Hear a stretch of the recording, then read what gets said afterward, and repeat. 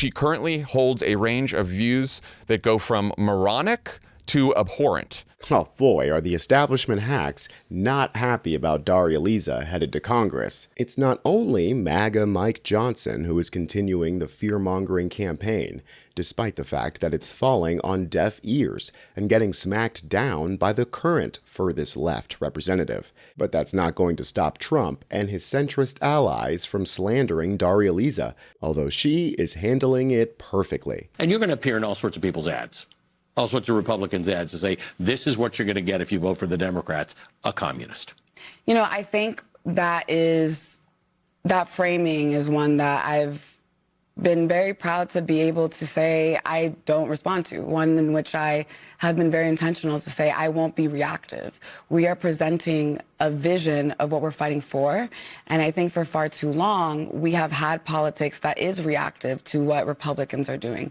What we need is Democrats who are actually going to present a positive vision, one that sets the tone for what we should be talking about, which is the issue of affordability, which is the issue of how our budgets are moral documents. If we say that we want to invest in working people in this country, then we need to do that, and our budgets need to reflect that. If we say that we value immigration and immigration justice, we need to make sure that that is also reflective in our policy. Darializa might be the furthest left representative that we've ever had in Congress, and because of that, they're trying to make her seem extreme. And it's not just the far right either. The boys over on Pod Save America are throwing their weight behind the anti-Dari campaign, and even their left-of-center audience is not buying this framing from Jon Favreau. She has not apologized for attending an anti-Israel rally on October 8th, 2023, a rally that was condemned by Zoran Mamdani, AOC, and Brad Lander. The other problem I have, she sat for an interview with the New York editorial board last week where she said she's against all deportations.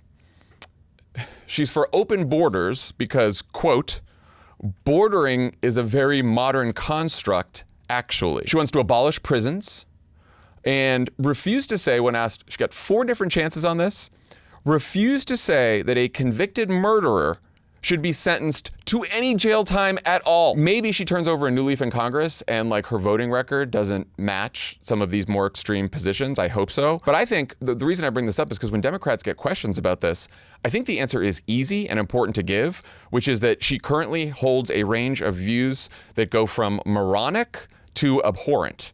Okay, first of all, attending a Palestinian rally on October 8th just means that she was aware of Israel's apartheid while the entire world was pretending not to see it for decades. Acting like she's a bad person for being too early on the correct opinion is absolutely asinine. But one thing that irritates me is this lie that Darializa is pro having murderers on the street. They are completely mischaracterizing this interview that she did with the New York editorial board in order to twist it into something that it's not.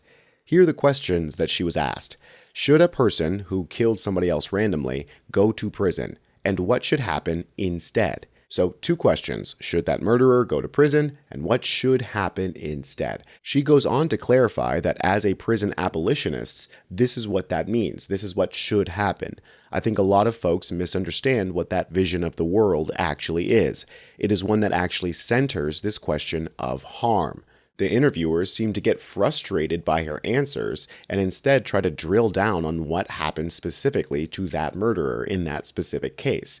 And then she answers that they obviously would go to prison. She says, and tomorrow, when that instance happens, i.e. the murder, that incarceration is what's going to happen, right?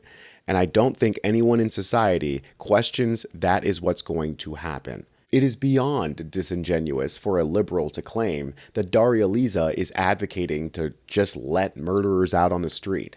She's advocating for a correctional system that centers harm and not punishment.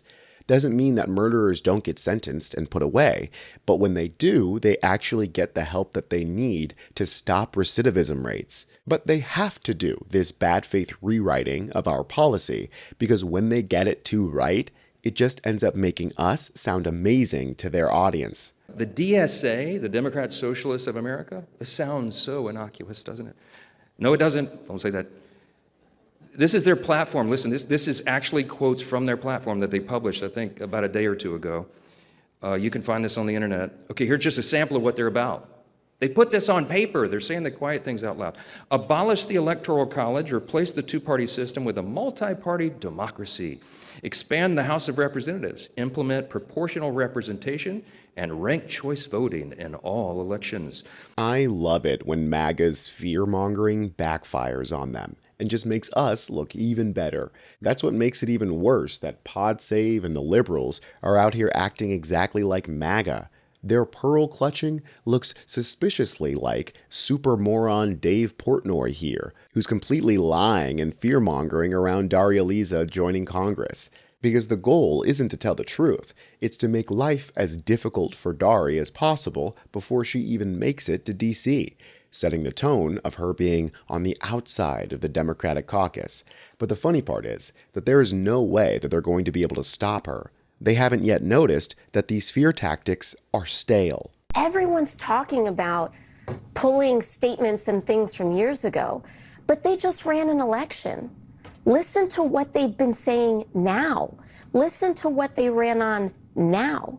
And the mandate and the message that they gave their voters, because that is their voters' expectation of them. It's not surprising that liberal Dems are adopting MAGA's tactics, but at least I thought that they'd be smart enough to know that it's not going to win them any favors with the base.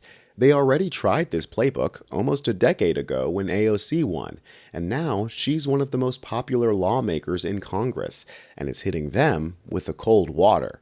I mean, I'll get to them, but I actually think the more important advice that I would give would be to my incumbent colleagues, which is you will create a self-fulfilling prophecy by deciding who these young women are before you've met them. And if you are already panicking and sending little messages in your group chats about how these people need to be reined in and tamped down and shown their place, you are creating the antagonistic dynamic that we do not need. These are two young, talented, intelligent women that got elected against all odds, against millions of dollars. Perhaps there is something we can learn from them. They're creating their own worst nightmare. A party that is no longer afraid to ask for everything and won't settle for crumbs. Now they're facing more AOCs than they know what to do with, like Maylot Quiros in Denver, who's only days away from her primary. And there's zero chance that any of the centrist candidates would be offering us these things. Do you support Medicare for all? Yes. Do you support universal child care? Yes. And elder care. And elder care? Mm-hmm. Okay. The abolition of ICE? Yes. The Green New Deal? Yes. National rent control? Yes. Interesting. Ending the embargo on Cuba? Yes. Ending the embargo on, or ending the war in Iran? Yes. Ending aid to Israel? Yes. Sanctioning Israel? Yes. A free Palestine? Yes. All right. Well, thank you. We are on the brink of a new kind of politics here in America, and you're at the center of it right here on U.S. Democratic Socialists. I'm Tony Hinderman, and I'll catch you next time.